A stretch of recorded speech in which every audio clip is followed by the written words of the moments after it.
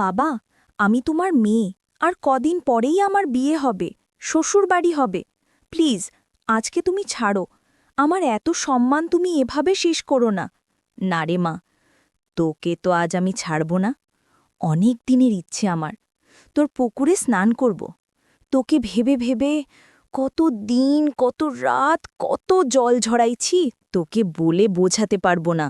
তুই আমার গহীর অরণ্যের রাজকন্যা। ঠিক আছে বাবা, সবই বুঝলাম। এত করে যখন বলছো, দিচ্ছি। তবে এই বিষয়ে কেউ যেন কিচ্ছু জানে। তোমার কাছে রিকোয়েস্ট। এরপর বাবা আমাকে তার কাছে টেনে নিয়ে জাম্বুরা পাড়তে হাত বাড়ালো। ২-৩ মিনিট জাম্বুরা পাড়ার ট্রাই করে বাবা গাছ থেকে সকল আগাছা ছেড়ে ফেলল। এরপর গাছে ওঠার জন্য ধরফর করে তাড়াহুড়ো করে গাছে উঠল। কিন্তু বাবার যে এত বড় অভিজ্ঞতা আমি কল্পনাও করিনি। বাবা এদিক সেদিক কোনো দিকে লক্ষ্য না করে সোজা গাছে উঠলেন। প্রায় ৩০ মিনিট ধরে গাছে ওঠার পর বাবা হাঁপিয়ে উঠে আমাকে বললেন, মারে, কোথায় দিব নারকেলের জলগুলো? এভাবেই সেদিন আমার সাথে এভাবে কথা হচ্ছিল বাবার। এরপর যেদিন বড় আপু আমাদের বাড়িতে ছিলেন, বাবা সেদিন আমার সাথে জোর করে কি করত, ভিডিওটি শেষ পর্যন্ত দেখলে তোমাদেরও পায়ের তলার মাটি সরে যাবে। বন্ধুরা, আমি অঙ্কিতা। ২ বছর পর বাবার বাড়িতে ফিরে এসে আমি একদম কল্পনাও করতে পারিনি যে এমন কিছু ঘটবে। মায়ের অনুপস্থিতিতে আমরা ২ বোনই ছিলাম বাড়িতে।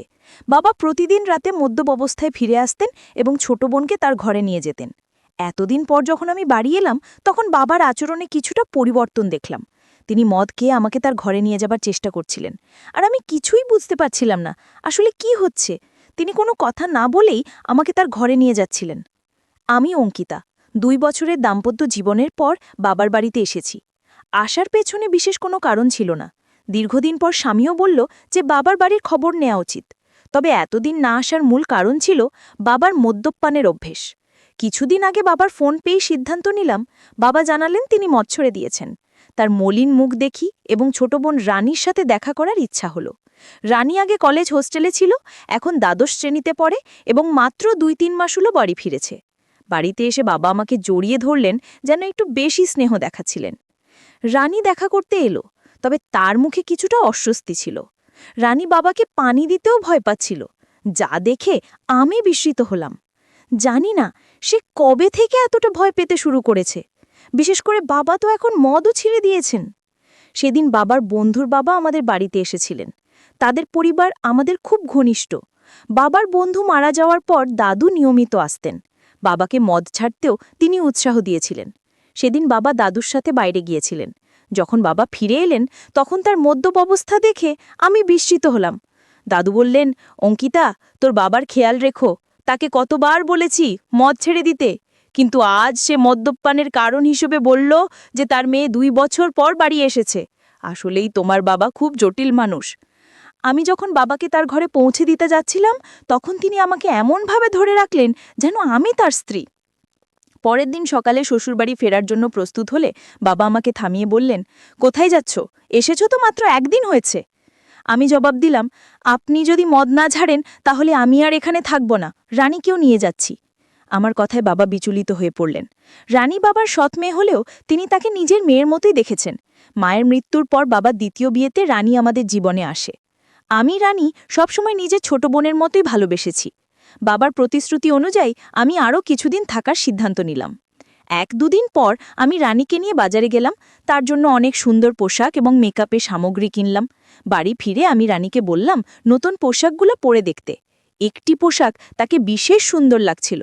আমি তাকে সাজতে বললাম, আর নতুন পোশাকে সে অপূর্ব লাগছিল। তার এই রূপের কিছু ছবি মোবাইলে তুলছিলাম।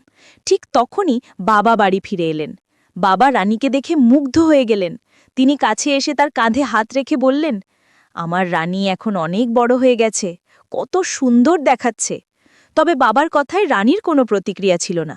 মনে হচ্ছিল বাবার হাত তার কাঁধে রাখাটা সে একদমই সহ্য করতে পারছে না, আর সঙ্গে সঙ্গে সেখান থেকে সরে গেল।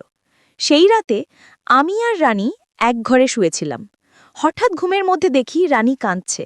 প্রথমে ভাবলাম হয়তো কোনো দুঃস্বপ্ন দেখেছে, তাই ঘটনাটা এড়িয়ে গেলাম। কিন্তু কিছুদিন পর আবার দেখলাম একই ঘটনা। রানী রাতে কাঁদছে। প্রতিদিন কি আর কেউ এত দুঃস্বপ্ন দেখে? তখন থেকেই আমার মনে সন্দেহ জাগতে লাগল। সেই রাতেই তাকে জাগিয়ে জিজ্ঞেস করলাম, রানী কি হয়েছে, তুমি কেন কাঁদছ? সে বলল, কিছু না, হয়তো কোনো খারাপ স্বপ্ন দেখেছি। তার কথা শুনে আমারও ঘুম চলে গেল।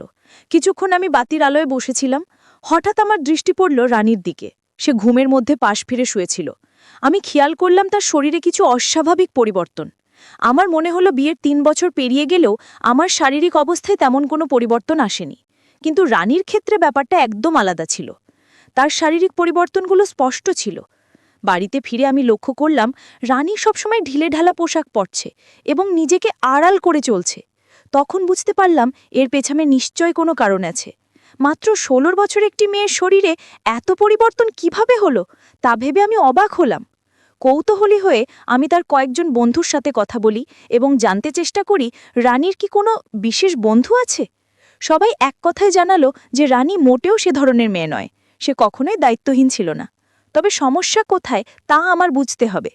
সেই রাতে যখন আমি ঘুমাচ্ছিলাম, হঠাৎ দেখি বাবা ঘরে এসে রানীকে নিয়ে বাইরে চলে গেলেন। আমি সবকিছু চোখের আড়াল থেকে দেখছিলাম, কিন্তু কিছু বলতে পারলাম না। অনেকটা সময় পার হয়ে গেল, রানী তখনও ঘরে ফিরছিল না। অবশেষে যখন সে ফিরে এলো, আমি খেয়াল করলাম তার হাঁটা স্বাভাবিক নয়, সে বেশ অস্বস্তি নিয়ে চলাফেরা করছে। পরের দিন দুপুরে যখন রানী কলেজ থেকে বাড়ি ফিরল, তখন আমি সরাসরি তাকে জিজ্ঞাসা করলাম, রাতে তুমি বাবার সাথে কোথায় গিয়েছিলে? সে বলল, বাবা ক্ষুধার্ত ছিলেন, তাই তাকে খাওয়াতে গিয়েছিলাম। রানীর এই ব্যাখ্যা আমার ঠিক মনে হলো না। তখন আমি সরাসরি রানীকে জিজ্ঞেস করলাম, রানী, তুমি বাবাকে কেমন মনে করো? তিনি কি তোমাকে কোনোভাবে বিরক্ত করেন বা তোমার বয়সের তুলনায় বাসার ভারী কোনো কাজ করতে বলেন? রানী দ্রুত বলল, না, বাবা তো আমার খুব যত্ন নেন। তারপর সে নিজের ঘরে চলে গেল। আমার বাবা এখনও বেশ তরুণ দেখতে ছিলেন। তার বয়স এখন ৪৫। আমি দেখেছি তিনি সকালে নিয়মিত ব্যায়াম করেন এবং রানীকেও সঙ্গে ডেকে নেন।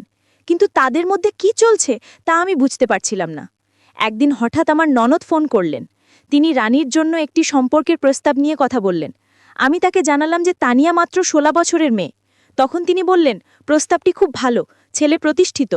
ননদের অনুরোধে আমি ছেলের পরিবারের সাথে যোগাযোগ করলাম এবং তাদের বাড়িতে আমন্ত্রণ জানালাম।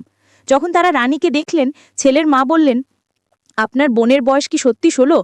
দেখুন, এই মেয়ের শরীর এবং বয়সে বড় পার্থক্য রয়েছে। এমনকি ছেলের মা স্পষ্টই বিয়ের প্রস্তাবটি ফিরিয়ে দিলেন, কারণ তাদের মনে হয়েছে রানীর শারীরিক গঠন তার বয়সের তুলনায় অনেকটাই বেশি।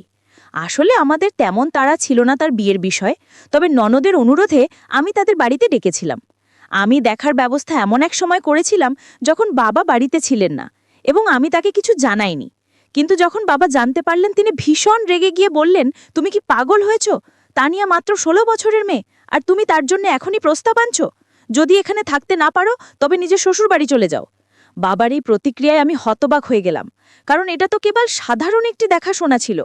বাবার রানীর প্রতি অতিরিক্ত মনোযোগ আমাকে চিন্তিত করছিল। যদিও আমি সরাসরি কিছু সন্দেহ করিনি, তবে তাদের আচরণ আমাকে ক্রমশ সন্দেহজনক লাগতে শুরু করেছিল।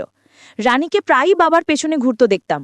বাবা আমার সাথে এত রাগ করলেও আমি শ্বশুরবাড়ি যেতে চাচ্ছিলাম না। দাদু, যিনি আমাদের বাড়ি থেকে ২টি বাড়ি পরে থাকতেন, আমাদের মধ্যেই সমস্যা লক্ষ্য করেছিলেন।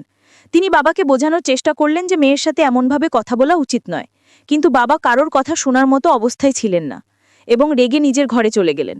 তার পেছনেই রানী এক গ্লাস পানি নিয়ে ঘরে ঢুকে গেল, যেন বাবার প্রতি তার অতিরিক্ত খেয়াল ছিল। দাদু আমাকে বললেন, অঙ্কিতা, যদি তোর বাবার এই আচরণ পছন্দ না হয়, তুই নিশ্চিন্তে শ্বশুর বাড়ি চলে যা। আমি এখানে দুজনেরই খেয়াল রাখব, কোনো চিন্তা করিস না।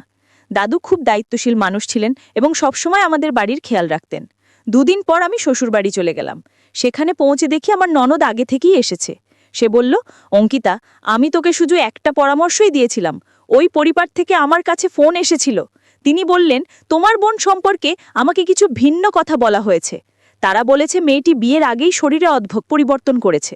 আমাদের শ্বশুরবাড়িতেও রানীর শারীরিক পরিবর্তন নিয়ে কথা হচ্ছিল। বন্ধুরা, এই পর্বের গল্পটি এখানে শেষ।